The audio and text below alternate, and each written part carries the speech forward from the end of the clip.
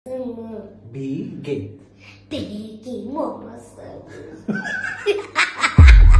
عبدالرازق با شهرخان وخوری میکند. اویدی چی وامخورند؟ چی سبب شد که عبدالرازق وخوری را خواهش کرد؟ مگر گپی ناگفته دارد یا عزمی دیگر؟ که در طول 24 ساعت زیاده از 1 میلیون تماشابین آن را دیده بود.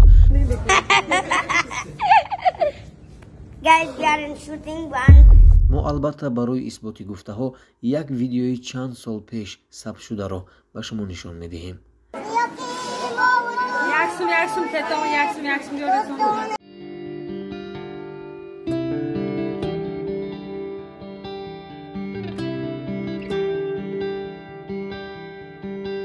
کانی نخون به توقعت شدم.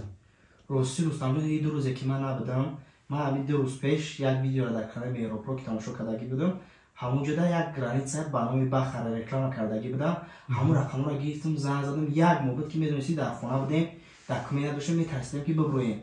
نیکی رفتم در حقیقت هم اینوی کانال مهروپرو گپ زدم، 500 روبل سفید کرد. بهترین من سهر روان میشوم. حتما هر روز سفر دارد. برادرایی که ما را عین خود تماشا دارین، کدامی که شما میخواین که گرانیت بگذارین، اکای بخره بدورین ای کانال مهروپرو مراجعت کنین، 500 روبلی با هر یک شما سکیکا میکنه. بچه‌ها رفتیم. خبرگزاری سامانه استار تارس خبر داده بود که عبدالرازق با شهرخان روزهای نزدیک وخوری دارد. این وخوری اولین مراتب صورت میگیرد. شهرخان نیز از این پیشنهاد خرسند شده با سرکوریش نگاه نکرده وعده داده است که باید این وخوری برپا گردد.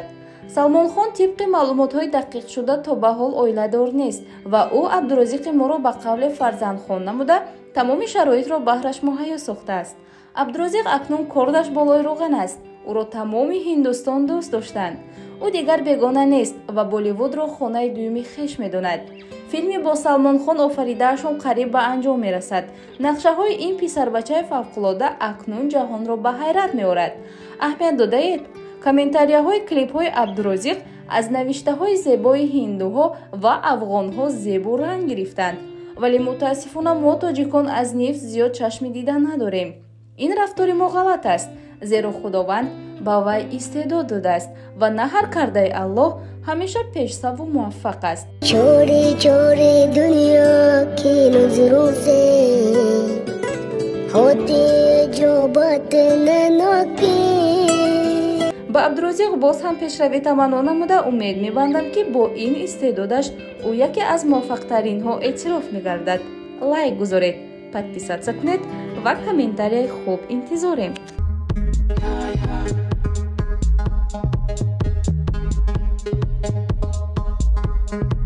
स्वागत नहीं करोगे हमारा छोटा भाईजान आए छोटा भाईजान.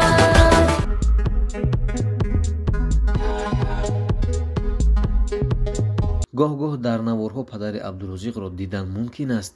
پدرش در صحبتی گفت از چنین رنگ گرفتنی حالت امیدی نداشت و فرزندش را در کوچه ها مسخره می‌کردند. شاید همین مسخره مردم او را چنین کرد. این سوالی است.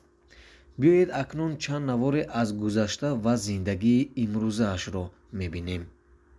البته عبدالرازق برای هر یک نفر نمونه عبرت است. شخص نه به قد و قامت سیمای ظاهری بلکه با دانش و کوشش و زحمت میتواند برد کند. از دستاوردهای نو او بدتر قصه میکنیم. البته طول چند وقت میدیدیم که عبدالرازق در کلیپ های سرایندگان مشهور اشتراک میکرد اما خودش کم میخواند. کلیپ نو عبدالرازق که در طول 24 ساعت زیاده از 1 میلیون تماشابین آن را دیده بود از سرگذشت خودش قصه کرده است. کلیپ نو عبدالرازق پیار یعنی عشق نام دارد. از بین 3 هفته گذشت نفرانی که این کلیپ را دیده اند به 13 میلیون میرسد. در این ویدیو کلیپ اگر تماشا کنید میبینید که وقتی اولین ویدیوی او را در شبکه‌های اجتماعی گذاشته بودند بعضی ها میخندیدند، بعضی ها مسخره میکردند و بعضی ها آفرین میگفتند. البته بعضی ها با او پول ناچیز میدادند. با همان پول ناچیز عبدالرازق را مجبور میکردند که چند بار یک سرود را خواند.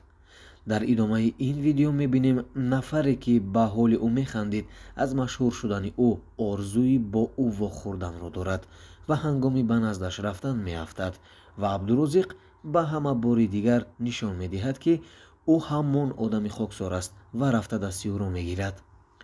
албатта гирияи талхи абдурозиқ дар саргузаште ки дошт дар ин клип ҳақиқӣ буда ҳатто худ бовар надошт ки ӯ то ин ҳад зиёд машҳур мешавад. мо албатта барои исботи гуфтаҳо як видеои чанд сол пеш сабт шударо ба шумо нишон медиҳем.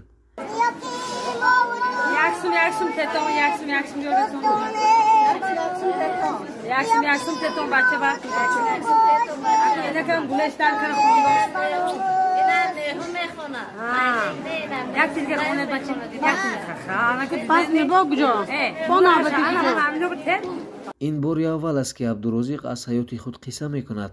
то имрӯз ӯ дар суҳбатҳои худ дар бораи зиндагиаш ҳарф назада буд ва имрӯз тариқи ҳамин клип ба мухлисонаш аз сарнавишти гузаштааш қисса кард. воқеан ӯ имрӯз машҳур аст. абдурозиқе ки барои ҳама ҳамчун масхара буд имрӯз нафаре гашт машҳур ва соҳибеҳтиром. мо ба ӯ барор мехоҳем ва дар фаъолияташ муваффақият. салом дӯстони азиз, салом бародарои азиз. дар канали Ҳаким ТВ бисёр видеоҳои аҷоибу ғароиб рафта истодааст. ин бародари мо дар шаҳри Фаронса. агар шумо мехоҳед ки аз ҳамаи видеоҳои ӯ бохабар бошед, пас ба инҷо ҳатман назар карда аз номи ман салом навиштану подписата кардан ва лайк гузоштанро ҳеҷ гоҳ фаромӯш насозед.